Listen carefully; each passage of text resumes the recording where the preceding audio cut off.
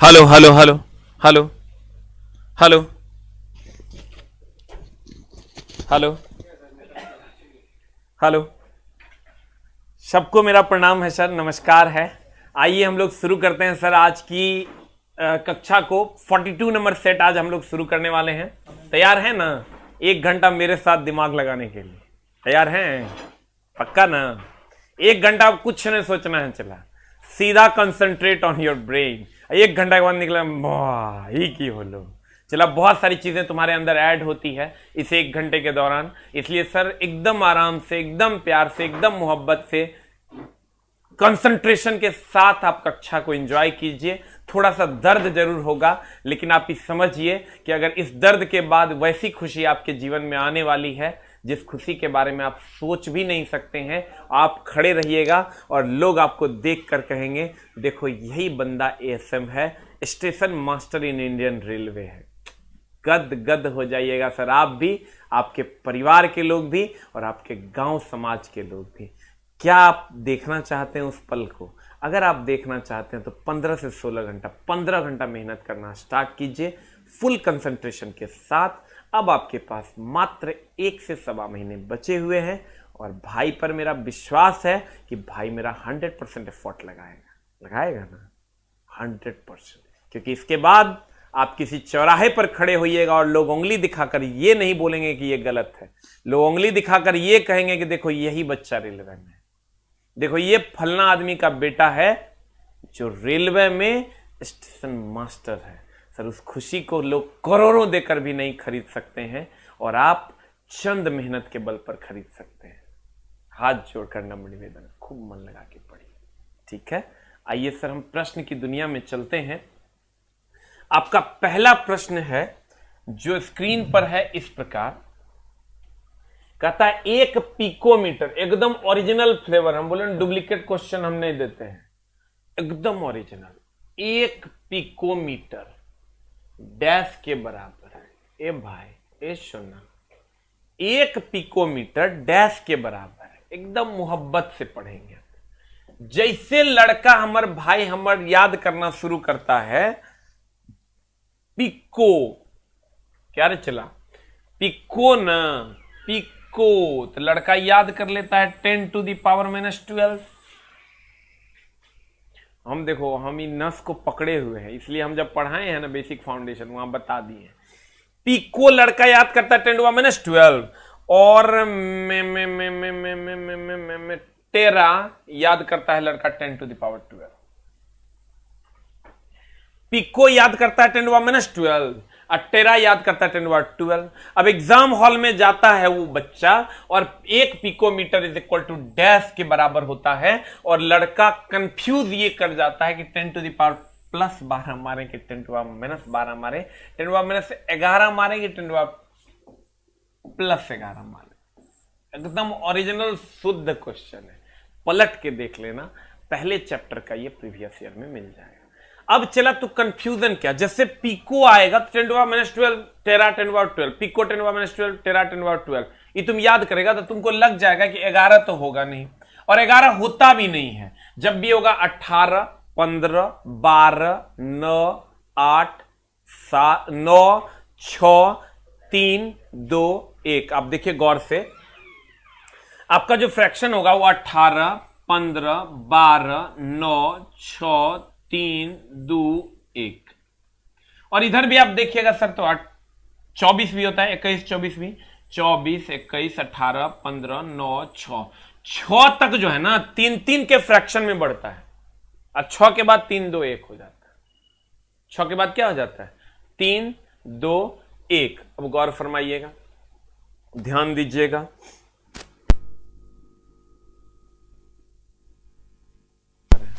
Hello, 1 picometre dash के बराबर होता है। चला तो अगर हम पिको की बात करें तो आपको क्या ध्यान में रखना है, तुम गौर से देखो, तुम माइनस प्लस में आज के बाद कभी कंफ्यूज नहीं होगा। क्या करना है? चला ए से जिसका अंत हो रहा है, ई किलो हेक्टोडेका, इन नहीं पूछेगा, इन नहीं पूछेगा। मिली सेंटीडेसी नहीं पूछता है, पूछवे नहीं करता है। तुम क्या करें मास्टर, तुम कैसे जान गया कि नहीं पूछता है? प्रीवियस ईयर बनाए, हम जान गए कि नहीं पूछता है, कभी नहीं पूछा है। मिली सेंटीडेसी नहीं पूछेगा, किलो हेक्टोडेका नहीं पूछेगा, तुमको क्या पूछेगा? Exa peta tera giga mega. यहां आओगे micro nano pico femto atto, यहीं तक 18 तक। तो हम क्या करेंगे, चला जब हम गौर से देखते हैं, आज के बाद तुमको कंफ्यूजन हम बोले नहीं होगा, तो तुम देखो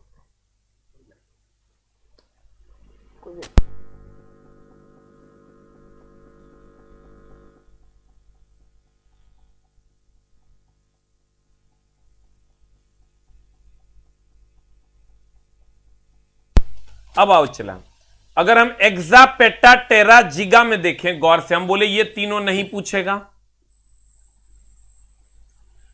ये तीनों नहीं पूछेगा, चला रे, इहो तीनों नहीं पूछेगा, 3 2 1 पावर नहीं पूछेगा।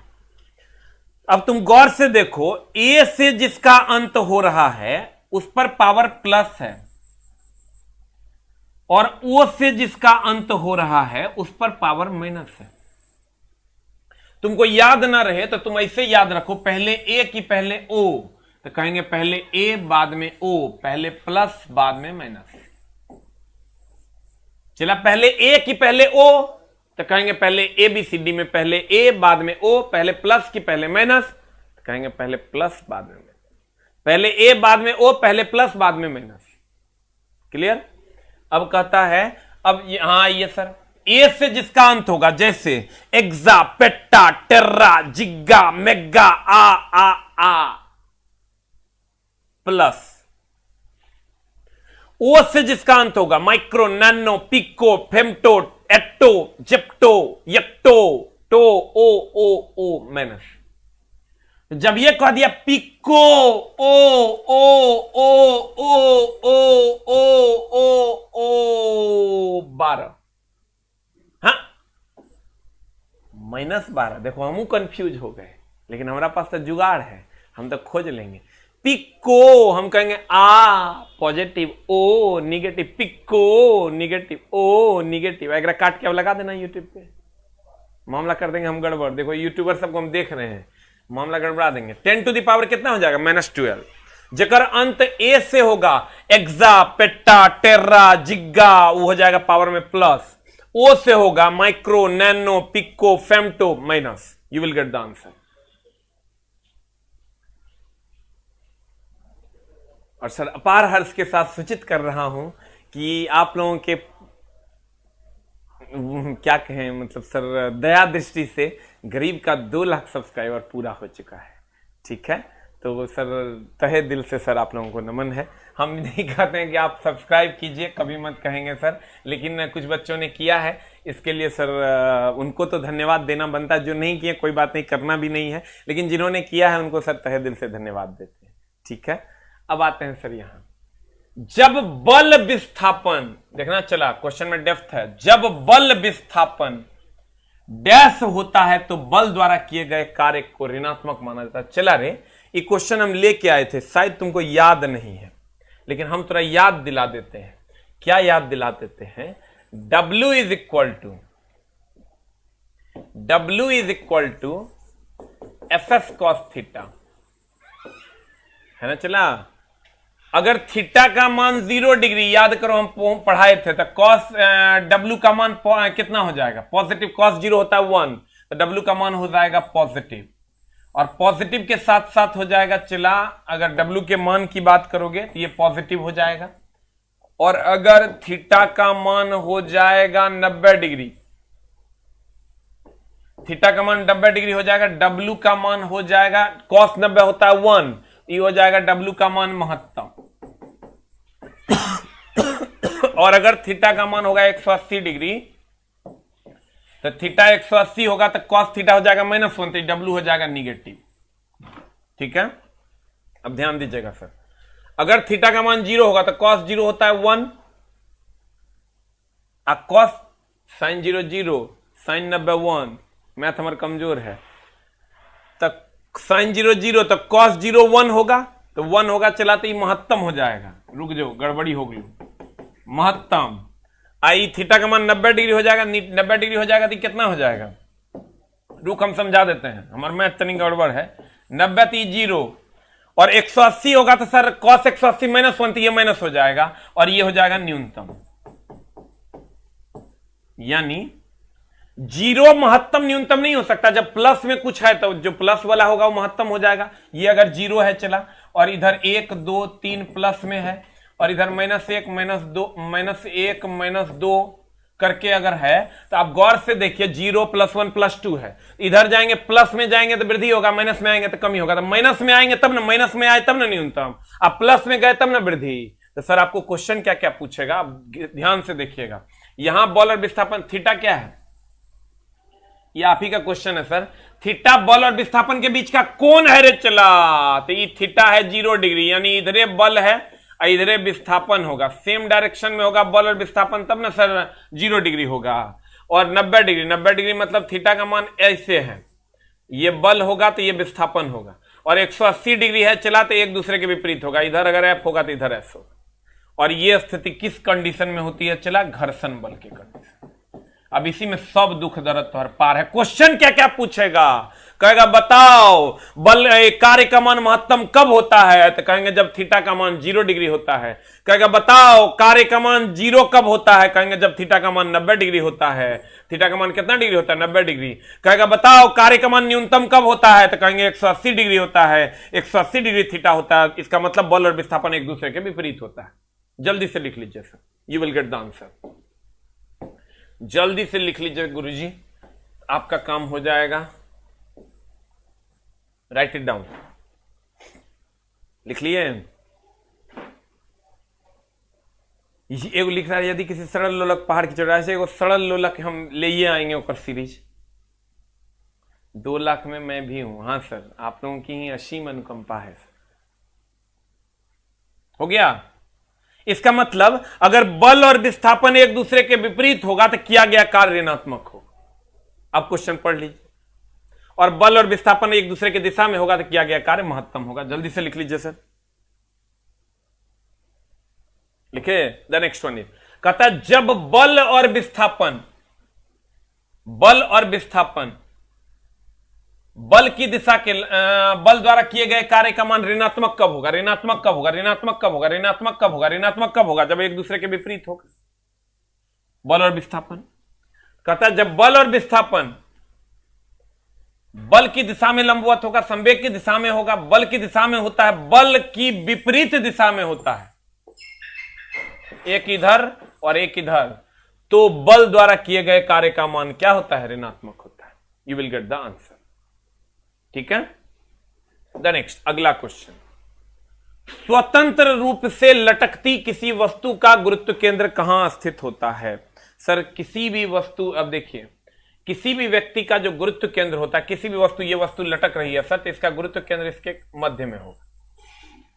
कोई भी वस्तु है तो उसके मध्य में उसका गुरुत्व केंद्र होता है। ध्यान दीजिएगा सर, कोई भी वस्तु है तो उसके मध्य में उसका क्या होता है, गुरुत्व केंद्र होता है। कोई भी वस्तु है सर तो उसके मध्य में उसका क्या होता है, गुरुत्व केंद्र होता है।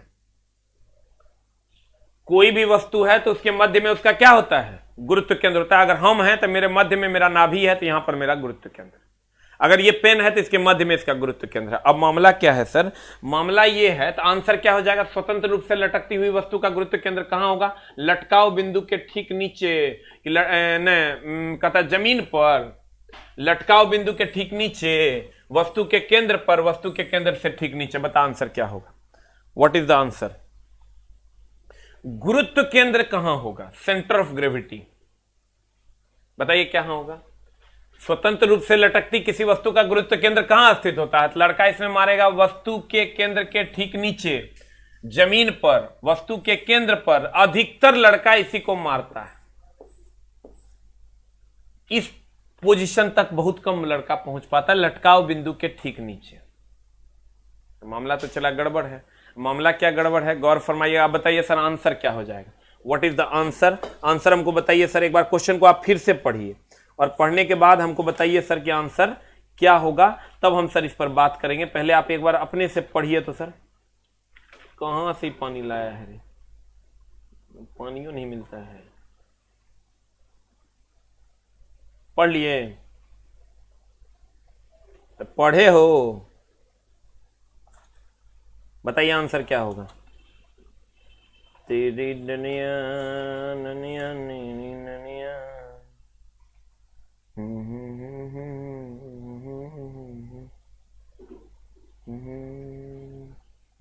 बताइए आंसर क्या होगा। इसमें 99% बच्चे जो है ना से चला वो मारे होंगे वस्तु के केंद्र पर, जबकि ओरिजिनल क्वेश्चन है आपका सर मामला इसमें थोड़ा सा गड़बड़ है। इसका आंसर होगा लटकाव बिंदु के ठीक नीचे। देखिए अगर यहां पर द्रव्यमान केंद्र की जगह अगर गुरुत्व केंद्र की जगह द्रव्यमान केंद्र देता, गुरुत्व केंद्र की जगह द्रव्यमान केंद्र देता, तब आंसर हो जाता वस्तु के केंद्र पर। लेकिन अगर कह देगा गुरुत्व केंद्र ना, तो लटकाव बिंदु से ठीक नीचे, क्योंकि गुरुत्व केंद्र नीचे होता है। अगर ये वस्तु है ना चला, ये कोई वस्तु है, तो यहां पर होगा द्रव्यमान केंद्र। हम इसको सर अलग से दिखा देते हैं ताकि आपको दिक्कत नहीं हो। अगर ये कोई वस्तु लटक रही है तो यहां पर होगा सर द्रव्यमान केंद्र, द्रव्यमान केंद्र, और इसके ठीक नीचे हो जाएगा चला गुरुत्व केंद्र। इसको लिख लो, इसके ठीक नीचे हो जाएगा सर गुरुत्व केंद्र। राइट इट डाउन, जल्दी से लिख लीजिए सर। अब हो जाएगा सर लटकाव बिंदु जो है इसका केंद्र से ठीक नीचे होता है, यहां पर लिख लिए, लिख लिए। अब क्वेश्चन में आते हैं। कहता स्वतंत्र रूप से लटकी किसी वस्तु का गुरुत्व केंद्र कहां स्थित होता है? लटकाव बिंदु से ठीक नीचे, लटकाव बिंदु के केंद्र से ठीक नीचे। यहां और थोड़ा सा लैंग्वेज को सुधार देना था, केंद्र से ठीक नीचे। अब देखो ये सेंटर ऑफ ग्रेविटी है, यहां पर अगर इसका केंद्र है इससे ठीक नीचे यहां है, यहां पर भी, यहां पर इसका केंद्र है इसके ठीक नीचे यहां है। इसी तरीके से इस सब में भी यहां पर इसका केंद्र है इससे ठीक नीचे यहां है सेंटर ऑफ ग्रेविटी। इसका जो केंद्र होगा वो नाभि है उससे ठीक नीचे है। उसी तरीके से सब जगह होता है। तो कहेंगे यहां वस्तु के केंद्र पर कहेगा तो कहेंगे द्रव्यमान केंद्र, वस्तु के केंद्र पर होगा तो क्या हो जाएगा? द्रव्यमान केंद्र। You will get the answer. The next one is, कहता है एक द्रव की बूंद संयोजित होती है, ध्यान से, एक द्रव की बूंद संयोजित होती है क्योंकि इसके कणों का आकर्षण इसका संभव क्षेत्रफल, सर एक लाइन के बाद, न्यूनतम क्षेत्रफल बनाए रखने की प्रवृत्ति जो द्रव की होती है उसे पृष्ठ तनाव कहते हैं। एक लाइन में अगर हम डिफिनेशन को कंप्लीट करें तो पृष्ठ तनाव क्या है? पृष्ठ तनाव पर देखिएगा सर अलग अलग किताबों में इतना ना भाषण दे दिया गया है कि आप सोच नहीं सकते कि क्या पढ़े क्या ना पढ़े। तो कहता है न्यूनतम क्षेत्रफल, न्यूनतम क्षेत्रफल, न्यूनतम क्षेत्रफल बनाए रखने की प्रवृत्ति। देखिए बनाए रखने की प्रवृत्ति, न्यूनतम क्षेत्रफल बनाए रखने की प्रवृत्ति पृष्ठ तनाव कहलाती है, पृष्ठ तनाव कहलाती। आप कहिएगा सर कैसे? तो कहते हैं ना सर ये अगर कोई पृष्ठ है तो ये सीधा नहीं होकर के ये थोड़ा सा धसा हुआ रहता है, थोड़ा सा धसा तो इतना क्षेत्रफल कम किया ना, अगर थोड़ा सा धसा हुआ रहेगा क्षेत्रफल कम किया ना। तो कहते हैं चला एक लाइन के बाद न्यूनतम क्षेत्रफल बनाने की जो प्रवृत्ति होती है उसे पृष्ठ तनाव कहते हैं, न्यूनतम क्षेत्रफल बनाने की जो प्रवृत्ति होती है उसे पृष्ठ तनाव कहते हैं। अब क्वेश्चन पे आइए। एक द्रव की बूंद संयोजित होती है मतलब मिलती है क्योंकि इसके कणों को आकर्षण इसका संभव क्षेत्रफल न्यूनतम करता है। यह परिघटना क्या कहलाती है? पृष्ठ तनाव कहलाती है। आधिक्य कुछ नहीं है, बकवास ऑप्शन। ग्रही कायन ये भी कुछ नहीं है। श्यानता है द्रवों के सतहों के बीच लगने वाला घर्षण बल, द्रव के सतह के बीच लगने वाला घर्षण, सतह के बीच का घर्षण। श्यानता नहीं है सर, श्यानता एक घर्षण बल है। श्यानता नहीं है, श्यानता क्या है? एक घर्षण बल है जो द्रव के सतहों के बीच लगता है, जो द्रव के सतहों के बीच लगता है। हो गया? आए आगे। द नेक्स्ट कहता है आवृत्ति में डैश में प्रकट की जाती है और दर्शाता है कि परिघटना प्रति सेकंड दौरान। ये झूठे हो झोल झाल कर दिया है, आवृत्ति का ऐसा ही मात्रक पूछ रहा है। क्वेश्चन कहता है आवृत्ति डैश में प्रकट की जाती है, तो भैया हर्ट्ज में प्रकट की जाती है, खत्म है कहानी। कहेगा प्रतिरोध किसमें प्रकट किया जाता है? ओम में। कहेगा विद्युत धारा किसमें प्रकट किया जाता है? एम्पियर में। सर ये तो हम बोलवे कहते डेसिबल, एकदम रिवीजन कर लीजिए इसको सर, खूब पूछा है। ध्वनि की तीव्रता का एसआई मात्रक डेसिबल है, ध्वनि की प्रबलता का एसआई मात्रक डेसिबल है, ध्वनि का आयाम का एसआई मात्रक, ध्वनि का आयाम, ध्वनि की तीव्रता, प्रबलता और आयाम का एसआई मात्रक क्या है? क्या है? डेसिबल है। वेरी वेरी इंपॉर्टेंट, लगभग हमको लगता है 8 से 9 बार पूछा है। आवृत्ति डैश में प्रकट की जाती है और दर्शाता है, तो इतने क्वेश्चन में खत्म है। चला ये झूठे पूछ दिया है। आवृत्ति डैश में प्रकट की जाती है, हर्ट्ज हो गया आंसर, और दर्शाता है यह घटना प्रति सेकंड दोहराई जाती है। ओम तो सब जानता है प्रतिरोध का एसआई मात्रक है। ओम किसका एसआई मात्रक है? प्रतिरोध का। और एम्पियर सब जानता है धारा का। एम्पियर सब जानता है क्या का? धारा का। आवृत्ति डैश में प्रकट की जाती है और दर्शाता है कि घटना प्रति सेकंड दोहराई जाती है। अब ध्यान देना, आंसर हो जाएगा तुम्हारा हर्ट्ज। हो गया आंसर, क्या हो जाएगा? हर्ट्ज। ध्वनि की तीव्रता, प्रबलता, आयाम का एसआई मात्रक हो जाएगा डेसिबल। खूब पूछता है सर, लेकिन ध्वनि का वेग पूछ देगा तो मीटर पर सेकंड, ध्वनि का वेग पूछ देगा तो मीटर पर सेकंड, ध्वनि की तीव्रता, प्रबलता और आयाम का एसआई मात्रक पूछेगा तो कथी? डेसिबल। और ध्वनि का वेग पूछ देगा तो मीटर पर सेकंड। 10 गो क्वेश्चन है, जाके बना लेना इतने से। ध्वनि का वेग, चाल पूछ देगा मीटर पर सेकंड, ध्वनि की तीव्रता, प्रबलता, आयाम पूछ दे, इसका एसआई मात्रक डेसिबल होगा। द नेक्स्ट वन इज, अब कहता है यदि दो क्रमिक शीर्षों के बीच की दूरी L है तो उनका तरंगदैर्ध्य को व्यक्त किया जाता है। सर एकदम सिंपल है, गौर फरमाइएगा। अगर ये कोई तरंग है, अगर ये कोई तरंग है, देखिए अगर ये कोई तरंग है सर, तो यहां पर यहां से यहां तक का जो तरंगदैर्ध्य होगा उसको हम लैम्डा से डिनोट करते हैं। तरंगदैर्ध्य क्या है सर? एकदम आराम से तरंगदैर्ध्य की अगर बात करोगे तो हम सर कहते हैं, इसको कहते हैं श्रिंग, और इसको कहते हैं सर गर्त। इंग्लिश में अगर कहोगे तो इसको हम कहते हैं क्रेस्ट, इसको कहते हैं ट्रफ। सर ध्यान देना, ऊपर वाले को श्रिंग और नीचे वाले को गर्त। याद ना रहे ना तो हम लोग कहा नहीं देते है रे गर्त में जा रहा है, कि गर्त में जा रहा है मतलब नीचे जा रहा है। श्रिंग का मतलब होता है टॉप, गर्त का मतलब होता है नीचे। श्रिंग मतलब टॉप, गर्त मतलब नीचे। तो दो लगातार श्रिंग, ध्यान दीजिएगा सर, दो लगातार श्रिंग या दो लगातार श्रिंग के बीच की दूरी को तरंगदैर्ध्य कहते हैं, लैम्डा। यह पूछा है कि तरंगदैर्ध्य को किस ग्रीक लेटर से डिनोट किया जाता है? ऑप्शन में लैम्डा आंसर पूछा है, आपका प्रीवियस ईयर है।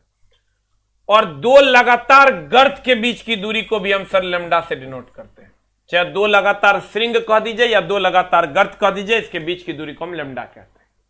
आपके सामने you will get the answer जल्दी से। और ये जो महत्तम विस्थापन है ना सर, इस महत्तम विस्थापन को सर हम क्या कहते हैं? इसको हम आयाम कहते हैं। इस महत्तम विस्थापन को क्या कहते हैं? आयाम कहते हैं। You will get the answer, लिख लो, ये भी पूछा है। महत्तम विस्थापन को आयाम दैट इज एम्पलीट्यूड कहते हैं। महत्तम विस्थापन को आयाम दैट इज एम्पलीट्यूड कहते हैं। गर्त बोले तो गड्ढा मतलब नीचे, श्रिंग बोले तो ऊपर। महत्तम विस्थापन को आयाम। दो लगातार श्रिंग या दो लगातार गर्त के बीच की दूरी को सर क्या कहते हैं? तरंगदैर्ध्य। इस पर न्यूमेरिकल लेके आएंगे, इसीलिए आज इसका फंडामेंटल क्वेश्चन लेके आए। आयाम बोले तो एम्पलीट्यूड, लिख लिए सर, लिख लिए। द नेक्स्ट, अब क्वेश्चन पे आइए। यदि दो क्रमिक शीर्षों के बीच की दूरी L हो, सर ये दे दिया है, दो लगातार शीर्ष के बीच की दूरी को ये L कह रहा है। दो लगातार शीर्ष के बीच की दूरी को सर ध्यान दीजिएगा, दो लगातार शीर्ष है, दो लगातार शीर्ष के बीच की दूरी को सर ये L कह रहे हैं। तो उनका तरंगदैर्ध्य क्या होगा? तो यही तो दूरी है, तो तरंगदैर्ध्य है। दो लगातार शीर्ष के बीच की दूरी ही तो तरंगदैर्ध्य है, इसका मतलब इसका तरंगदैर्ध्य L होगा। अगर कह देता दो लगातार शीर्ष की बीच की दूरी 5 मीटर है तो कहेगा तरंगदैर्ध्य, कहेंगे 5 मीटर। कहेगा 10 मीटर है तो कहेंगे तरंगदैर्ध्य 10 मीटर। कह रहा है L है तो कहेंगे L है, आंसर L है। You will get the answer. लेकिन अगर कहता है एक श्रिंग और एक गर्त के बीच की दूरी L है, अगर ऐसा कहता ये दूरी L है, तब कहता तरंगदैर्ध्य, तो कहते यहां से यहां तक की दूरी तरंगदैर्ध्य ना, तो ये L है, ये L है, तो 2L आंसर। अगर सर कह देता क्वेश्चन आपको एकदम आराम से, सर अगर क्वेश्चन आपको कह देता कि बताओ ऐसा फिगर है और कह देता यहां से यहां, ध्यान दीजिएगा सर, अगर यहां से यहां तक के बीच की दूरी L है तो तरंग दैर्ध्य कितना होगा, तो हम कहते तरंग दैर्ध्य, तो यहां से यहां तक की दूरी को तरंग दैर्ध्य कहते हैं। तो ये L है तो ये भी L होगा और L प्लस L 2L हो जाएगा। अगर ये L/4 कह देता था 1/4 प्लस 1/4 बराबर आधा होता। अगर ये L/2 कह देता तो ये L/2 और L/2 दैट इज L हो जाता। क्लियर? तो आपको ये देखना है कि दो श्रृंग के बीच कह रहा है तो वही आंसर हो जाएगा, दो गर्त के बीच कह रहा है तब भी वही आंसर होगा, एक श्रृंग और एक गर्त के बीच की दूरी कहेगा डबल कर देना तो आंसर हो। क्लियर? अब आ जाइए सर नेक्स्ट में। सर मेरा क्लास करने के लिए आपको 100% मेंटली स्टेबल पहले होना होगा। कहते हैं तो आंसर कह रहा है दो शीर्षों के बीच की दूरी L है, ये L दे दिया है तो तरंग दैर्ध्य, ये L दे दिया है तो यही तो तरंग दैर्ध्य था, तो आंसर हो जाएगा L। अगला कहता डैश हार्मोन के विसरण के कारण पौधे जड़ की दूसरी तरफ मुड़ जाते हैं, बताइए आंसर क्या होगा। कहता डैश हार्मोन की विसरण के कारण पौधे जड़ की दूसरी तरफ मुड़ जाते हैं, आंसर क्या होगा बताइए। You will get the answer, बताओ आंसर क्या होगा, what is the answer sir, जल्दी जल्दी मारो तो आंसर क्या होगा, आंसर सर बताइए क्या होगा, व्हाट इज द आंसर। कहता है डैश हार्मोन के विसरण के कारण पौधे की जड़ें दूसरी तरफ मुड़ जाती है, तो दूसरी तरफ मुड़ जाती है तो आंसर हो जाएगा auxin. You will get the answer G is auxin. अब अगला बच्चा तुम्हारा जिब्रेलिन। जिब्रेलिन क्या है, एक पादप हार्मोन है जिससे कोशिकाओं में लंबवत वृद्धि होती है। जिब्रेलिन की अगर बात करें तो ये लंबवत वृद्धि के लिए जिम्मेवार है, लंबवत वृद्धि के लिए जिम्मेवार है।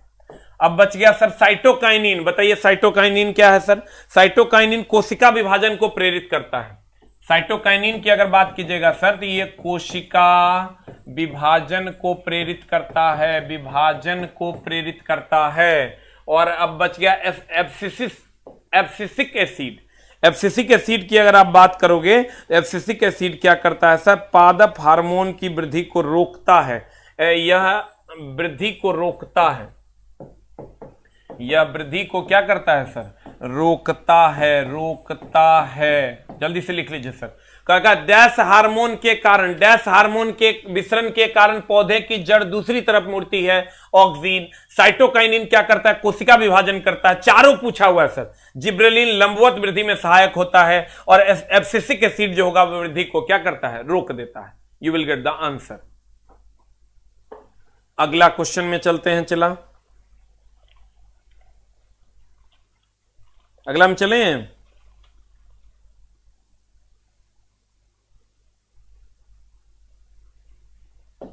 अगला कहता है पौधे प्रजनन की किस विधि द्वारा उत्पन्न होते हैं जिसमें आनुवंशिकीय रूप से जनक के सभी गुण पौधे में मौजूद होते हैं। इसको हम सर क्या कहते हैं, गौर से पढ़िए सर क्वेश्चन को। क्वेश्चन कहता है पौधे प्रजनन की किस विधि द्वारा उत्पन्न होते हैं जिसमें आनुवंशिकीय रूप से जनक के सभी गुण मौजूद होते हैं, बताओ क्या होगा। पुनर्जनन, यौन प्रजनन होता है रे पौधा में, यौन है जब प्रजनन होगा।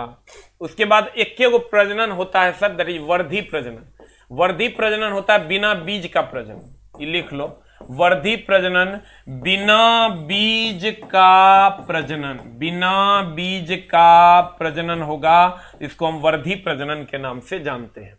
आंसर आपका यही होगा। अब रही बात विखंडन की, तो बताइए विखंडन किस में होता है। ये सब होगा सर। विखंडन की अगर बात करोगे इस प्रकार के जनक को एक कोशिकीय जीवों में होता है सर। विखंडन जो होता है ये एक कोशिकीय जीवों में इस प्रकार का जनन होता है, एक कोशिकीय जीवों में। जैसे एक कोशिकीय जीवों का एग्जांपल कौन हो गया सर, अमीबा। अमीबा का नाम सुने हैं सर, ये एक कोशिकीय जीव है। You will get the answer. पुनर्जनन तो हो गया सर काट के जो लगाते हैं हम लोग, हो गया। The next one is question number 9 क्या कहता है, कहता है गैस की मात्रा व्युत्क्रमानुपाती हो। ग्राहम्स का लॉ सुने हैं सर, ग्राहम्स लॉ सुने हैं? ग्राहम्स का लॉ क्या कहता है? ग्राहम्स का लॉ कहता है कि मैथमेटिकल फॉर्मूला जो है ग्राहम्स लॉ का, वो R is inversely proportional to root under D है, जहां आर क्या है सर? रेट ऑफ डिफ्यूजन है, और डी क्या है? डेंसिटी ऑफ गैस है। तो सर आप गौर फरमाइएगा, इसका फॉर्मूला होता है ग्राहम्स लॉ, लिख के डैश दीजिएगा, Graham's law, Graham's law, Graham's का नियम लिख के डैश दीजिएगा। फॉर्मूला होता है R is inversely proportional to 1/√D। इस सर बहुत बार पूछा है, गौर फरमाइएगा और इसको जल्दी से लिख लीजिएगा। ग्राहम्स का नियम कहता है R is inversely proportional to √D।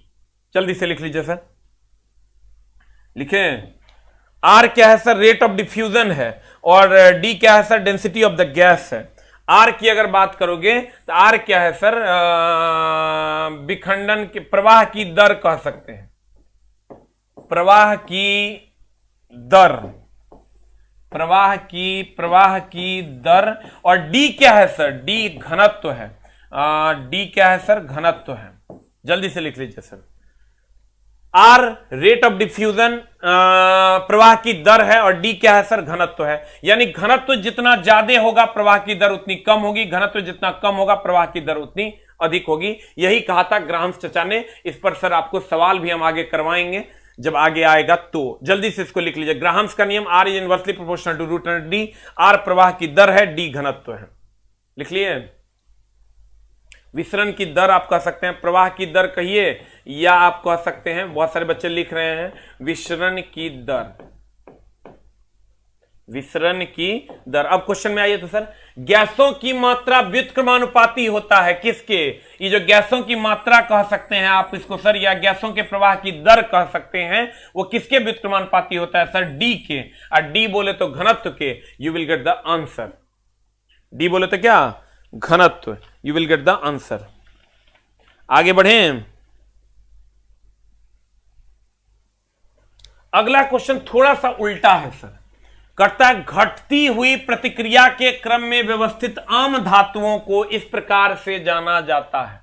Sir ये डिफिनेशन है, गतिविधि श्रृंखला एक होता है।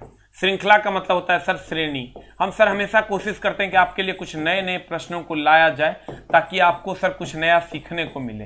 सर ध्यान दीजिएगा, घटती हुई प्रतिक्रिया के क्रम में व्यवस्थित धातुओं को इस प्रकार से जाना जाता है। सर गतिविधि श्रृंखला वह श्रृंखला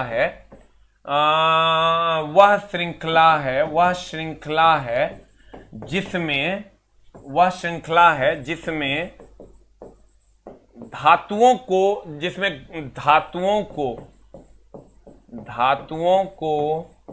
घटती हुई प्रतिक्रिया के रूप में दर्शाया जाता है, घटती हुई प्रतिक्रिया के रूप में सजाया जाता है। इसका हम एग्जाम्पल अभी आपको देते हैं। प्रतिक्रिया के रूप में सजाया जाता। सर ध्यान दीजिएगा, कहते हैं गतिविधि श्रृंखला क्या है? कहता है वह श्रृंखला है जिसमें धातुओं को घटती हुई प्रतिक्रिया के रूप में सजाया जाता है। इसका अगर एग्जाम्पल की बात करिएगा सर, तो हम पहले लिखेंगे क्या? पहले लिखेंगे आयरन, फिर लिखेंगे सर एल्युमिनियम, और फिर लिखेंगे हम सर कॉपर, और फिर लिखेंगे हम सर चांदी, और फिर लिखेंगे हम सर सोना। आप गौर से देखिए, अगर हम इसको ऐसे लिखते हैं तो घटती हुई नहीं, ये बढ़ती हुई प्रतिक्रिया हुआ, घटती हुई प्रतिक्रिया। तो ये सर घटती हुई हुआ, क्योंकि सबसे ज्यादा रिएक्शन आयरन करता है, उससे कम रिएक्शन एल्युमिनियम करता है, तो सर उससे कम रिएक्शन कॉपर करता है, तो घट न रहा है। उससे कम रिएक्शन चांदी, और सबसे कम सोना। इधर से इधर जाने पर घटता है, इसीलिए तो लोहा में तेजी से जंग लग जाता है। इसी को हम सर कहते हैं गतिविधि श्रृंखला। इसी को हम क्या कहते हैं सर? गतिविधि श्रृंखला के नाम से जानते हैं। सर हम हमेशा कोशिश करते हैं कि आपको कुछ नया दें, क्योंकि बल का ऐसा ही मतलब न्यूटन आप खुद से पढ़ सकते हैं, वो हमको फंसाने की जरूरत नहीं है। लिख लिए। इसको हम सर कहते हैं गतिविधि श्रृंखला। कहता है वह श्रृंखला जिसमें धातुओं को घटते हुए प्रतिक्रिया के रूप में, यानी सबसे ज्यादा प्रतिक्रिया ये करता है, उससे कम ये करता है, उससे कम ये करता है, उससे कम ये करता है, सबसे कम ये करता है। इसीलिए सोना सबसे ज्यादा महंगा है। इसको हम सर कहिए क्या कहते हैं? गतिविधि श्रृंखला। प्रवाह का तो कुछ नहीं है, प्रवाह करने की दर है। इलेक्ट्रोलाइटिक अपचयन भी कुछ नहीं है सर, इलेक्ट्रोलाइट का अपचयन होता है मतलब रिडक्शन होता है। प्रतिक्रियात्मकता कुछ लोग मारते हैं, जबकि यह भी गलत है। प्रतिक्रियात्मकता शब्द रिएक्शन के लिए जाना जाता है। हो गया? अगला अगला क्वेश्चन कहता है निम्नलिखित में से कौन सी धातु आयरन क्लोराइड में से लोहे को विस्थापित नहीं। डरना मत, जब इस टाइप का रिएक्शन देना चला तो डरना मत। तुम कहेगा डरेंगे नहीं मास्टर, लेकिन बनेगा कैसे ही बताओ। तो हम बताते हैं, देखो कैसे कहता क्या है, निम्नलिखित में से कौन सी धातु आयरन क्लोराइड से यानी FeCl2 से, ध्यान देना चला, FeCl2 से लोहे को विस्थापित नहीं करेगी। तो लोहे को विस्थापित नहीं करेगी, हमको ये बताओ चला, ये चांदी किसी से अभिक्रिया करता है क्या? चांदी हो गया, सोना हो गया, कॉपर हो गया, ये जल्दी किसी से अभिक्रिया नहीं करता जो अभिक्रिया करके विस्थापित करेगा। सबसे कम अभिक्रिया, तुमको कभी कभी क्वेश्चन आता है सबसे कम अभिक्रियाशील धातु कौन सी है, एक ऑप्शन में चांदी रहता है ना, तो सोना रहता है। कॉपर को अगर थोड़े देर के लिए हम हटा भी दें, क्योंकि कॉपर को इसलिए हटा देते हैं क्योंकि Cu2S बना लेता है, तो जब भी देगा आपको चांदी या सोना देगा सर, क्योंकि ये किसी से अभिक्रिया नहीं करता, विस्थापित होने की तो बात छोड़ दीजिए। क्लियर? सबसे कम अभिक्रियाशील होता है सोना और चांदी, इसीलिए तो वो महंगा है। लेकिन आप कहिएगा सर अल्युमिनियम काहे नहीं मार देंगे? चला रे, अल्युमिनियम जो है ना, ये अल्युमिनियम का जो हम लोग बर्तन यूज करते हैं उस पर हाइड्रोजन सल्फाइड की परत जम जाती है, सिल्वर सल्फाइड की परत जम जाती है, कॉपर पे हाइड्रोजन सल्फाइड की परत जम जाती है, वो अभिक्रियाशील है, इसलिए ये नहीं मारेंगे। लेकिन चांदी, Au ये सर आपका बहुत कम प्रतिक्रियाशील है, इसीलिए ये विस्थापित करने की बात ही नहीं सोचेगा। तुमको कहेगा बताओ कौन रिएक्शन नहीं करेगा, कहेंगे सोना चांदी है कि रिएक्शन नहीं करेगा। कहेगा कौन अभिक्रिया करके विस्थापित नहीं करेगा, हम कहेंगे सोना चांदी अभिक्रिया नहीं करता, विस्थापित होने का कोई बात ही नहीं उठता का। अब देखो तो आंसर बता की हो जाएगा, यहीं से आंसर हम मार देंगे चांदी, उतना करने का झोल नहीं है। बाद बाकी जितना है सर, निम्नलिखित में से कौन सी धातु आयरन क्लोराइड से लोहे को विस्थापित करती है? ये आयरन क्लोराइड है, इसमें जिंक डाल दो, जिंक डाल दोगे तो रिएक्शन हो जाएगा Fe प्लस ZnCl2। उसके बाद अगर आप आयरन क्लोराइड है, आयरन क्लोराइड में सर अल्युमिनियम डाल दो, जब आप अल्युमिनियम डाल दोगे तो ये आ जाएगा आपका Fe अलग हो जाएगा और AlCl3 आपका अलग हो जाएगा। और अगर आप FeCl2 है और इसमें आप मैग्नीशियम डाल देते हो तो ये बन जाएगा Fe प्लस MgCl2। कभी कभी ये रिएक्शन भी पूछ देता है, चला तो मामला गड़बड़ाना नहीं। और सर अगर चांदी की बात करें, सोना की बात करें तो इससे ये रिएक्शन नहीं करता है। You will get the answer. मेरा क्लास करने के लिए सर आपको एकदम मेंटली प्रिपेयर होके आना पड़ेगा और फुल कंसंट्रेट करना होगा सर। हो गया? कि लिखा है कट्टर हिंदू एकता मंच, सब कौन मंच बना लेता है दुष्ट? हम सब भाई भाई हैं रे भाई। क्लियर है जनाब? तो आंसर बताइए क्या हो जाएगा? चांदी, क्योंकि यह अभिक्रिया नहीं करता। बाद बाकी देखो सब, निम्नलिखित में से कौन सा धातु आयरन क्लोराइड से लोहे को विस्थापित कर देता है? ये आयरन क्लोराइड है, एक से लोहे को अलग कर दिया। देखो जिंक आयरन क्लोराइड है, एक से लोहा को अलग विस्थापित करना मतलब अलग करना। जिंक देखो आयरन क्लोराइड है, देखो Mg लोहे को अलग कर लिया, दैट इज आंसर। अगला क्वेश्चन क्या कहता है सर? निम्नलिखित में से कौन सा लवण अम्लीय है? चला रे, ये अम्लीय लवण और क्षारीय लवण उदासीन लवण क्या होता है रे? What is the answer? 12 number का आंसर बता की होगा। What is the answer? 12 का आंसर बता की होगा। निम्नलिखित में से कौन सा लवण अम्लीय है? आंसर हो जाएगा मैग्नीशियम सल्फेट, जिसको आप कहते हैं MgSO4। जिसको आप क्या कहते हैं सर? MgSO4। आप कहिएगा सोडियम एसीटेट का फॉर्मूला बता दीजिए सर। इसका फॉर्मूला होता है CH3COONA, ये होता है सोडियम एसीटेट। अब कौन बच गया? अमोनियम फॉस्फेट, NH4H2PO4, ये हो गया चला ammonium phosphate, that is NH4H2PO4। अब हो गया सोडियम कार्बोनेट, तो सोडियम कार्बोनेट हो जाएगा चला तो की हो जाएगा Na2CO3। अब तुम कहेगा अरे मास्टर ये बात तो ठीक है, इन निम्नलिखित में से कौन सा अम्लीय लवण है, क्या कैसे बनाएगा? अम्लीय लवण 3 प्रकार के, अम्लीय लवण, क्षारीय लवण, उदासीन लवण, कैसे बनता हो? क्वेश्चन तो पूछा है। चला रे, अम्लीय लवण जब ये कह दिया लवण अम्लीय है, लवण क्या है? अम्लीय है। तुम गौर से देखो तो मैग्नीशियम सल्फेट यहां CH3CONA है, यहां Na2CO3 है, यहां NH4H2PO4 है। तुम गौर से देखोगे तुरा कुछ नहीं मिलेगा। देख लो, देखो ना, तुरा कुछ नहीं मिलेगा, पते नहीं चलेगा क्वेश्चन बनेगा कैसे। पता चल रहा है नहीं ना? तो चला, अम्लीय और क्षारीय लवण का लिस्ट तुमको याद रखना होगा, लेकिन नहीं, उससे भी तुम्हारा काम नहीं चलना है। हम तुमको इसका जुगाड़ बताएंगे कि सर करना कैसे है। जितना भी सेकंड, ध्यान देना, सेकंड ए है ना सर, BEMG CA बेटा मैंगो का शरबत राम को दो, ये सेकंड ए है ना चला, इस सब का सब अम्लीय लवण बनाता है। देखो, इस सब का सब क्या बनाता है? अम्लीय लवण बनाता है। कौन लवण बनाता है चला? अम्लीय लवण बनाता है। लेकिन इससे भी काम अभी चल जाएगा, लेकिन फिलहाल सर इसका थ्योरी में चलेंगे तो और चलेंगे सर। यहां आंसर हो जाएगा इसीलिए तुम्हारा मैग्नीशियम सल्फेट, क्योंकि ये सेकंड ए का है, ठीक है। लेकिन ऐसे काम नहीं चलेगा, इस काम को सीरीज लाना होगा तब तरह बुझाएगा। एक दिन हम सर लाएंगे, लवण हमको पढ़ाना पड़ेगा बहुत अच्छे से, उसका क्वेश्चन डिस्कशन करवाना हो, नहीं तो मामला फंसेगा। अब हम कुछ कुछ सोचे हैं, चला चैप्टर वाइज 10-10 क्वेश्चन लाएंगे कुछ सीरीज में। जैसे आगे जो जो चैप्टर उल्टा है ना, उसका 10-10 क्वेश्चन का सीरीज लाएंगे, एक ही चैप्टर से 200 क्वेश्चन रहेगा, उस दिन उस टॉपिक को क्लियर कर देंगे। जो जो टफ पार्ट है, जितने भी टफ पार्ट्स हैं, उसको उस दिन 10 क्वेश्चन लेके आएंगे, उसी का खाली क्वेश्चन लेके आएंगे, उसका थ्योरी भी बता देंगे, क्वेश्चन भी बता, थोड़ा सेटिंग करके लाएंगे, खट खट समझ में आए। अगर तुम लोग कहेगा, अगर तुम लोग एग्री करता है तो एक दबाओ, और नहीं एग्री करता है, नहीं सर जैसे चल रहा है वैसे ही चलने दीजिए। दो जितना भी टफ पार्ट है उसका 10 क्वेश्चन, 20 रहेगा तो 10 क्वेश्चन वही रहेगा। अगर तुम कहेगा तो सर हम तुम्हारे लिए सेवा कर देंगे, जहां हमको पता है कि तेरा दर्द कहां कहां होता है, उसकी सेवा हम तुम्हारे लिए कर देंगे। कितने लोग ऐसा चाहते हैं? एक टाइप कीजिए सर। जो लोग नहीं चाहते हैं वो 2 टाइप करेंगे, कि जैसा चल रहा है वही ठीक है, तो 2 टाइप कर दिए। कभी कभी लाएंगे, हमेशा नहीं, ये कभी कभी ऐसा लाएंगे सर, बीच बीच में। Very good, very another good. अब चलिए फिलहाल इस क्वेश्चन पे सर इतना ही, लेकिन इसका हम सीरीज लेकर आएंगे। हम ये दिखाना चाह रहे थे कि सर क्वेश्चन इस टाइप का भी पूछ रहा है। चलिए वेरी गुड सर, हम कोशिश करेंगे वही करने का।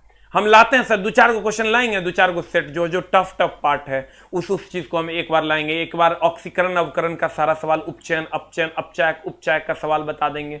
कभी लाएंगे एसिड बेस सॉल्ट का जो टफ क्वेश्चन है वो बता देंगे। इस टाइप से सर हम, अगर हमको आप कहिएगा, इजाजत दीजिएगा, तो हम सर आपके लिए ये सेवा शुरू करेंगे। कभी कभी सर सप्ताह में 1 दिन लाएंगे। दूध से दही बनाने का काम कौन करता है? सब जानता है। चला बता आंसर क्या होगा? कीटाणु की जीवाणु, लैक्टोबैसिलस बैक्टीरिया के द्वारा होता है। The answer is D for dog. दूध से दही कौन जमाता है? चला तो हम कहेंगे जीवाणु। सही है। जीवाणु किस प्रक्रिया द्वारा? कहेगा जीवाणु के, क्वेश्चन ये पूछा है सर कि जीवाणु किस प्रक्रिया द्वारा लैक्टिक एसिड का निर्माण करता है, तो ये लिख लो। जीवाणु जो है, जीवाणु किण्वन के द्वारा, किण्वन बोले तो फर्मेंटेशन, किण्वन बोले तो फर्मेंटेशन, किण्वन बोले तो फर्मेंटेशन के द्वारा, फर्मेंटेशन के द्वारा, फर्मेंटेशन के द्वारा लैक्टिक एसिड का निर्माण करता है। जल्दी से लिख लो, लैक्टिक एसिड, लैक्टिक एसिड का निर्माण, लैक्टिक एसिड का निर्माण। एक और लिख लो फर्मेंटेशन में। चला, अल्कोहल भी फर्मेंटेशन विधि द्वारा ही बनता है। इथाइल अल्कोहल खूब पूछता है, इथाइल अल्कोहल। पहले दिमाग को शांत करो कि हमको कैसे पढ़ना है। पढ़ाई तो सर जद्दोजहद का दूसरा नाम है। इथाइल अल्कोहल किण्वन विधि द्वारा बनता है। कि यही दो किण्वन, किण्वन फर्मेंटेशन से पूछता, किण्वन विधि द्वारा बनता। जल्दी से 2 गो सर जल्दी से लिख लो। कहेगा बताओ जीवाणु जो है किस विधि द्वारा लैक्टोबैसिलस का निर्माण करता, तो कहेंगे भैया लैक्टिक एसिड का निर्माण करता किण्वन द्वारा। और इथाइल अल्कोहल किस विधि द्वारा? किण्वन विधि द्वारा। यही 2 को क्वेश्चन है, इसके अलावा नहीं। हम लेके आएंगे सर आपके पास, आपके साथ सर हम लेकर। और ये बैच सर खाली आरआरबी, ग्रुप डी, एनटीपीसी के लिए नहीं है, दरोगा, बिहार एसएससी, जो भी एग्जाम आप दीजिएगा सर उस सब के लिए ये बैच है। आपको किसी के लिए भी दूसरा बैच करने की जरूरत नहीं है। हम बोले हैं चला 15 दिसंबर तक हम फ्री ऑफ कॉस्ट पढ़ाएंगे, तो पढ़ाएंगे। बहुत सारे बच्चे कह रहे हैं सर आप इसको अगले महीने से पेड करने वाले, कहां से ये सब सुन लेता है। हम बोल दिए 15 दिसंबर को एग्जाम का डेट अनाउंस है, 15 दिसंबर तक आपकी सेवा में यह बैच उपस्थित रहेगा सर। एकदम आपको टेंशन नहीं लेना है। हो गया? पौधों में अगर हम बात करें अगले प्रश्न की ओर, किण्वन का दुए को क्वेश्चन पूछेगा। जीवाणु किण्वन द्वारा लैक्टिक एसिड का निर्माण करता है, जीवाणु किण्वन द्वारा लैक्टिक एसिड का निर्माण करता है। और दूसरा पूछेगा इथाइल अल्कोहल द्वारा किण्वन विधि द्वारा बनाया जाता है। अगला, पौधों में लाल रोग रेड रोट विगलन किसे प्रभावित करता है? बता आंसर क्या होगा? लाल रोग किसमें होता है? चला आंसर हो जाएगा गन्ना में। आंसर क्या हो जाएगा? गन्ना में। उसके बाद सर कुड़ुआ रोग गेहूं में होता है। कौन रोग होता है? चला कुड़ुआ रोग, जो पूछता है, होता तो ढेरी है। कुड़ुआ रोग सर गेहूं में होता है। चावल में अगर बात करोगे तो इसमें खैरा रोग होता है। धान में भी होता है सर खैरा रोग, जिंक की कमी से। और ब्लैक आम रोग कपास में होता है। इसको भी लिख लो सर, ब्लैक आम रोग कपास में होता है। ब्लैक आम रोग कपास में होता है, जल्दी से लिख लो। कुड़वा रोग गेहूं में होता है।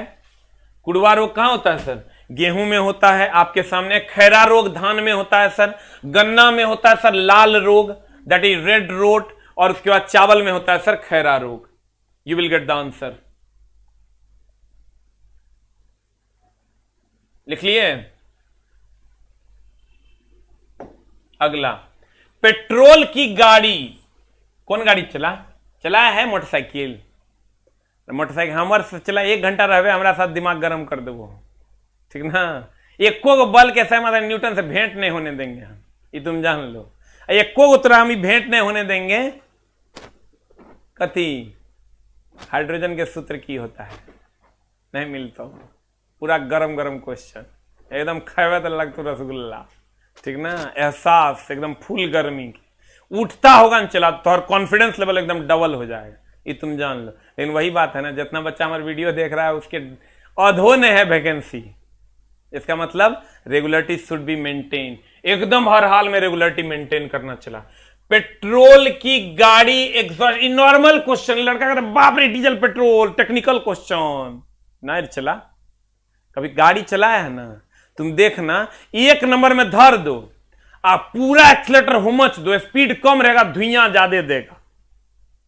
गलती बोल रहे हैं। 4 नंबर लगा दो गाड़ी में तो सर स्पीड ज्यादा होगा, धुआं कम देगा। 1 नंबर में स्पीड कम होगा, धुआं ज्यादा देगा। तो देखो चला, एकदम आसान है। अगर हम नंबर्स की बात, गियर की नंबर, गियर नंबर, स्पीड, धुआं, ये तो कॉमन सेंस का। एक क्वेश्चन पूछा था कि बताइए चढ़ान पर चढ़ते समय कितना नंबर गियर लगाएंगे? लड़का अनाधुन बोला सर इतना पढ़ेबे नहीं किए फिजिक्स में, तो की पूछ दिया सर। चढ़ान पर चढ़ेंगे छोटा, लो गियर लगाएंगे, कम गियर में चलाएंगे। कम गियर में पावर ज्यादा मिलता है, ज्यादा गियर में पावर कम मिलता है। अभी तुरंत नहीं आता है तो मामला गड़बड़ हो जाएगा।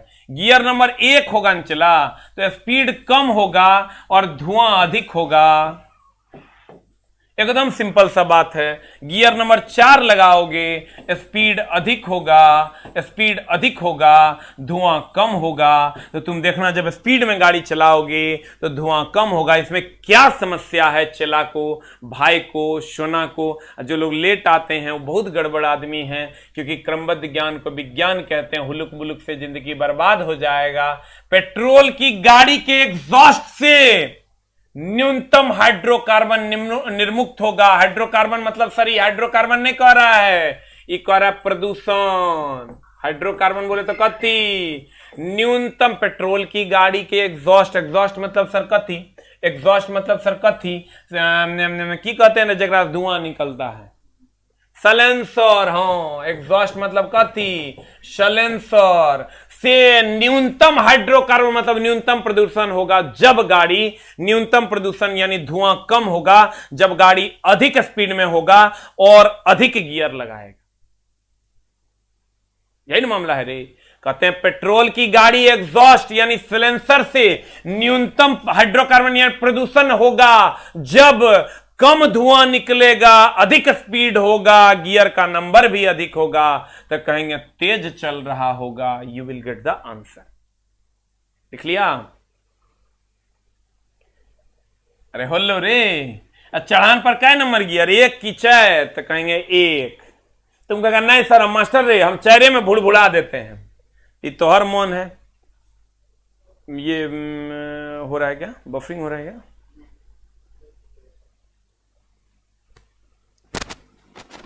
Hello hello hello hello hello, चिल्ला, हेलो, देखो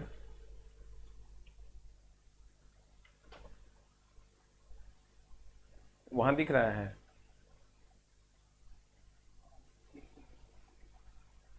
वहां चल रहा है, हाँ ठीक है, हेलो। अब आ जाओ, है ना, चला अगले प्रश्न की ओर। अगला कहता है निम्न में से कौन सा कथन त्रुटिपूर्ण है? अरे चला, ये सब क्वेश्चन पूछ पूछ के ना लड़का कहता बाप रे मास्टर, कथन और निष्कर्ष पूछ दिया। लड़का पगला गया। आईटीआई ट्रेड जब चला पढ़ा रहे थे ना, आईटीआई ट्रेड में की हुआ एगो सीटिंग में ना 75 में से 65 क्वेश्चन किताबें था,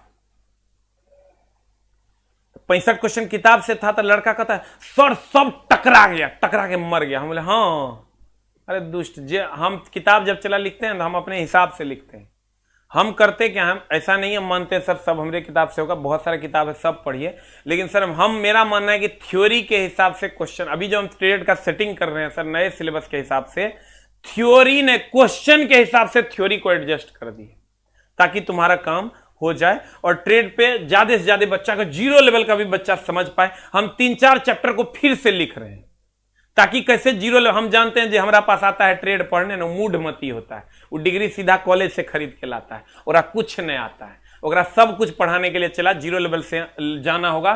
ट्रेड का बैच हम लाएंगे और जब लाएंगे सर तो आपको हम बता देंगे। अभी सर बहुत सारे बच्चे फोन करते हैं, कृपया फोन नहीं करें सर, हम आपको बता देंगे। निम्न में से कौन सा एक कथन त्रुटिपूर्ण है? ब्लीचिंग पाउडर एक फीका पीला पाउडर है, ये है सर, एकदम फीका है।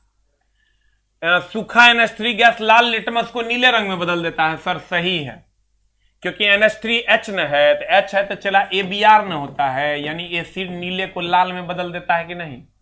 वर्षा के जल का pH 7 के करीब होता है, ये सही है। अम्ल वर्षा का अम्ल है मतलब 7 से कम होगा तबे ना अम्ल होगा, तो 5.6 है, तो कहते हैं उपर्युक्त समस्त कथन सत्य है। You will get the answer. सारे कथन जो है सर वो आपस में क्या है, सत्य है। कुछ लोगों को लगता होगा जैसे जो H+ देता है वो अम्ल है ये, लेकिन थोड़ा दर्द रहा होगा, हम एसिड बेस साल्ट का हम क्वेश्चन हमको थोड़ा बढ़ाना पड़ेगा, नहीं तो गड़बड़ा देगा तुम। NH3 की अगर हम बात करें जो H+ देता है वो अम्ल है, तो अगर ये H है इसके पास तो H+ देगा, ये अम्ल है। और अम्ल जो है नीले लिटमस को लाल कर देता है, ये कहिए रहा है अम्ल लाल लिटमस को, NH3 लाल लिटमस को नीला कर देता है, क्योंकि ये सूखा अवस्था में होता है। सूखा अवस्था में उल्टा होता है, भींगा अवस्था में सर सीधा सीधा होता है। वैसे भी अमोनिया है, ये अमोनियम हाइड्रोक्साइड बना देता है और बेस बना देता है। उतना आपको नहीं जानना है, ये स्टेटमेंट सर सही है, बाकी सर बहुत ज्यादा इसके लिए आपको गहन अध्ययन की जरूरत है, तभी समझ में आएगा। ध्वनि तरंगे डैश तरंगे होती है, सर देखिए यांत्रिक तरंग की अगर बात करोगे, वे तरंगे जिनके संचरण के लिए माध्यम की आवश्यकता होती है यांत्रिक तरंग कहलाती। जैसे देखो प्रकाश यांत्रिक तरंग नहीं है, क्योंकि प्रकाश बिना माध्यम के भी जाता है। बताओ सूर्य के पास से जो प्रकाश आता है तो कुछ दूर तक अंतरिक्ष में माध्यम है ही नहीं, तो यू आता है कि नहीं।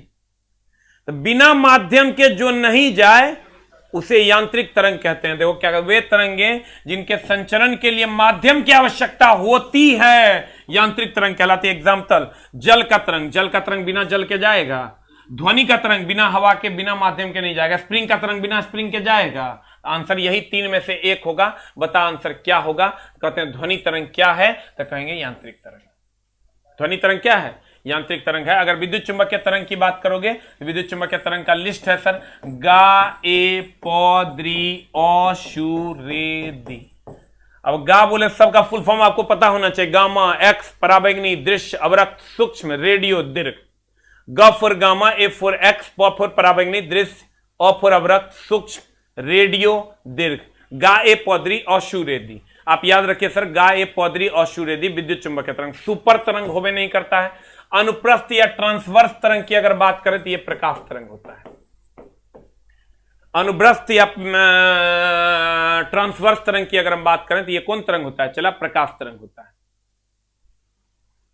ठीक है।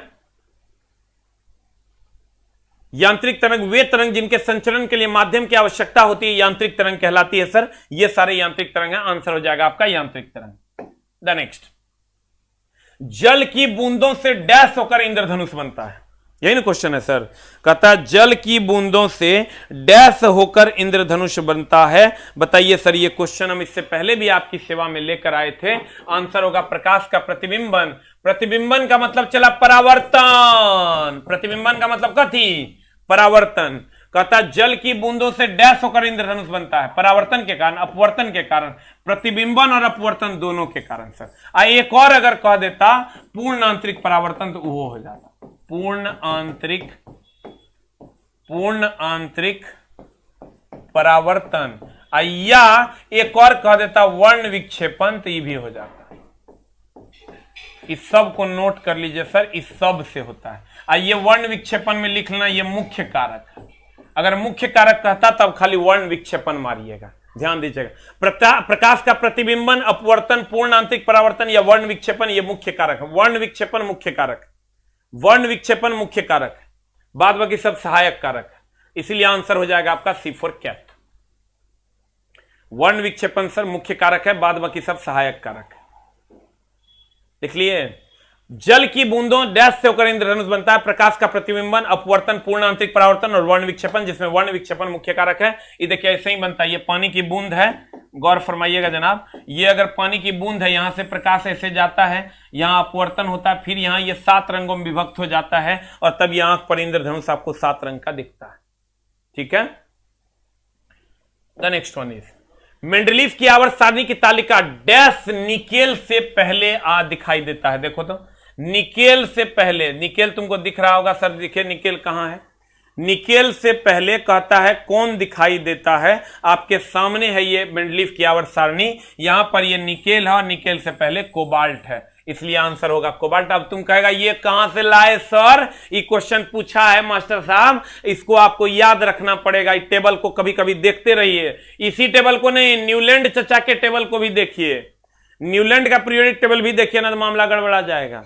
न्यूलैंड का, मेंडलीफ का, मॉडर्न पीरियोडिक टेबल तीनों देखिए ना तो मामला गड़बड़ाएगा। अभी कैसे, एक कोई उपाय है, अगर याद करना पड़ेगा। अब तुम अगर इतना नहीं देख पाएगा तो तुमको हम जे चीज कहते हैं वो सब चीज जरूर याद रखना। एगो होगा तुम्हारा, देखो गौर फरमाओगे तो तुमको एगो मिलेगा, ये तीनों का सीरीज जरूर याद रखना कि निकेल से पहले कोबाल्ट है और आयरन के बाद कोबाल्ट है। पहले तो इसको याद रखना। उसके बाद ये याद रखना चला कि फ्लोरीन, क्लोरीन, ब्रोमीन, आयोडीन और स्टेटीन की अगर बात करोगे तो वो यहां पर है, जिसके ये फ्लोरीन, क्लोरीन, ब्रोमीन, आयोडीन, स्टेटीन ये यहां है। अक्रिय गैस सबसे दाहिन लेफ्ट साइड में है, ये भी ध्यान में रखना।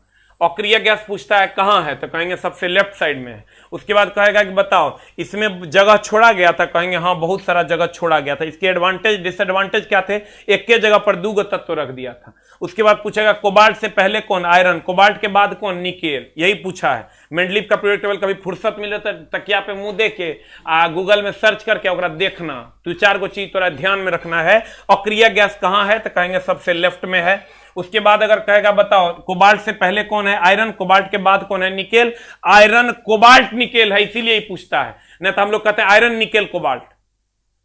हम लोग क्या कह देते हैं, iron, nickel, cobalt, iron, nickel, cobalt, iron, nickel, cobalt. ये मॉडर्न पीरियोडिक टेबल में है, लेकिन इसमें उल्टा है, आयरन, कोबाल्ट, निकेल है, इसीलिए ही पूछ देता है।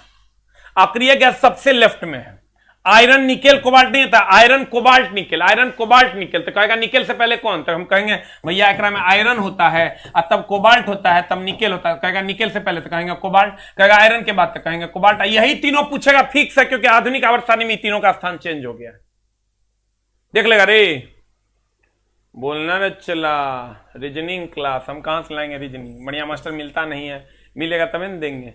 आयरन, कोबाल्ट और निकेल, आयरन, कोबाल्ट और निकेल, ठीक है।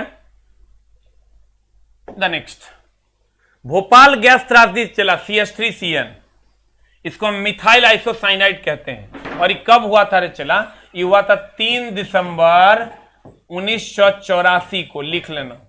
भोपाल गैस कांड 3 दिसंबर 1984 को हुआ था। और कंपनी का नाम क्या था सर, कंपनी का नाम था यूनियन कार्बाइड। अभी तक वहां पर सर लूल्हे लंगड़े लोग पैदा हो रहे हैं। यूनियन कार्बाइड कितना तारीख को हुआ सर, यही मिथाइल आइसोसाइनाइड है जिसका रिसाव हुआ था यूनियन कार्बाइड नाम की कंपनी में 3 दिसंबर 1984 को। कहां पर हुआ था सर, भोपाल में। इस गैस को कहते क्या है sir, methyl isocyanide. Methyl isocyanide. कब हुआ था सर? 3 दिसंबर 1984 को इस गैस का भोपाल में रिसाव हो गया था, जिसके कारण बहुत सारे लोग मरे थे। कंपनी का नाम था यूनियन कार्बाइड, कंपनी का नाम था यूनियन कार्बाइड। और कहां पर हुआ था? भोपाल में। कहां पर हुआ था सर?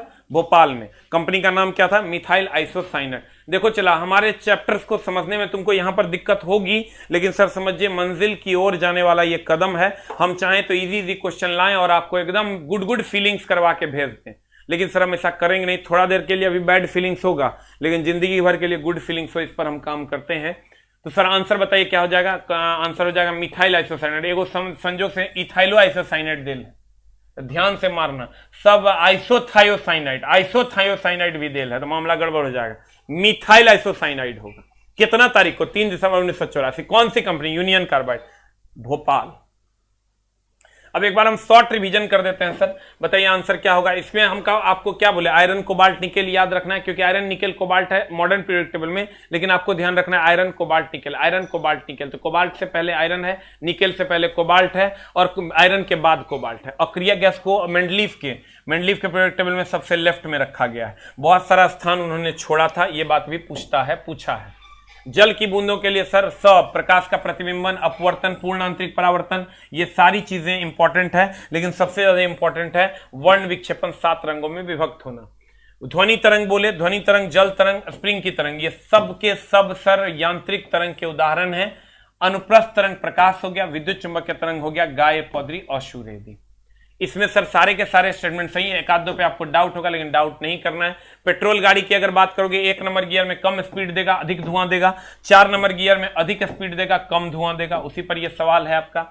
पौधों में लाल रोग किससे होता है? लाल रोग गन्ना में होता है, गेहूं में कुड़वा रोग होता है, चावल में खैरा रोग होता है, कपास में ब्लैक काम रोग होता है। दूध से दही बनना है, जीवाणु। और सर कभी कभी क्वेश्चन आता है किण्वन विधि द्वारा जीवाणु लैक्टिक एसिड बनाता है, और इथाइल अल्कोहल का निर्माण किण्वन विधि। इस सर लास्ट टाइम का रिवीजन जो होता है ना, 2-4 क्वेश्चन छप जाते हैं दिमाग में, ये आपको नहीं पता चलेगा, लेकिन जब आप रिवीजन करते हैं तो सर उसका रिजल्ट होता है ये। जीवाणु किण्वन विधि द्वारा लैक्टिक एसिड का निर्माण करते हैं। कौन विधि द्वारा? किण्वन विधि द्वारा। और अगर आपको कहेगा बताओ इथाइल अल्कोहल का निर्माण किससे होता है, तो कहेंगे किण्वन विधि द्वारा।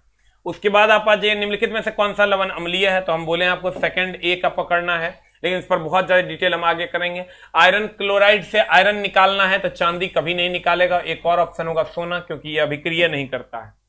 घटती हुई प्रतिक्रिया क्रम में व्यवस्थित धातु को गतिविधि श्रृंखला कहते हैं। अगला, गैस का मात्रक व्युत्क्रमानुपाती होता है। सर आपके सामने है घनत्व का, ये गैस की मात्रा है, ये घनत्व के व्युत्क्रमानुपाती होता है। You will get the answer. पौधे प्रजनन की किस विधि द्वारा उत्पन्न होते हैं, जिसमें आनुवांशिकी रूप से उनके सभी गुण मौजूद होते हैं? वर्धी जनन कहते हैं। विखंडन एक कोशिकीय जीव में होता है। पुनर्जनन जानवे करता है, काट के लगा देना। यौन प्रजनन मनुष्यों में होता है, जंतुओं में होता है। हार्मोन के विसरण के कारण पौधे की जड़ की दूसरी तरफ मुड़ जाती है। आंसर हो जाएगा ऑक्सीन। द नेक्स्ट, यदि दो क्रमिक शीर्ष के बीच की दूरी कह रहा है लैम्डा है, तो यही तरंग दैर्घ्य है, इसीलिए एल आंसर। एल है तो कहता है तरंग दैर्घ्य कितना, तो भैया एल है तो यही तो तरंग दैर्घ्य है। अगर यहां से श्रृंग और गर्त के बीच की दूरी कह देता, चला श्रृंग और गर्त के बीच की दूरी कह देता एल, और तब पूछता तरंग दैर्घ्य, तो हो जाता एल प्लस एल बराबर 2एल। अगला, आवृत्ति को प्रकट करते हैं चला हर्ट्ज में। इसमें कहीं कोई झोल वाला बात नहीं। डेसिबल ये ध्वनि की तीव्रता का, ध्वनि की प्रबलता का, ध्वनि के आयाम का सही मात्रक है। ओम प्रतिरोध का है। एम्पियर धारा का है।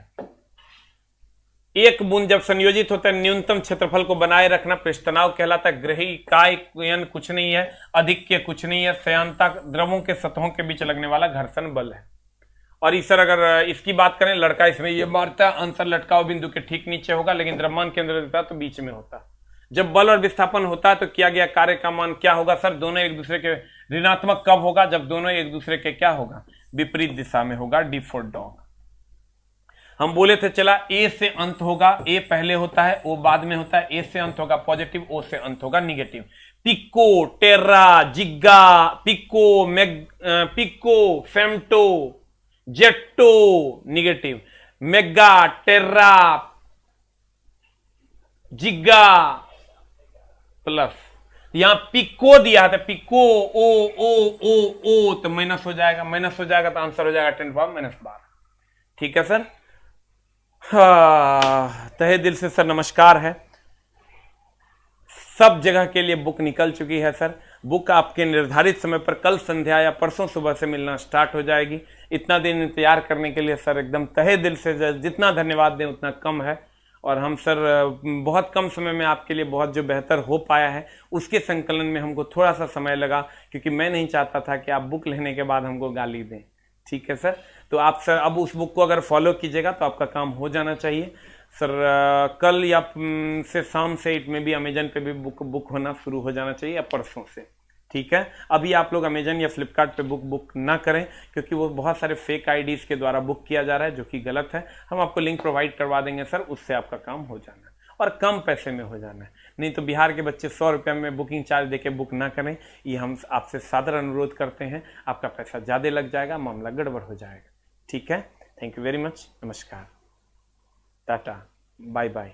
मन लगा के पढ़ना तो गड़बड़ हो जाए।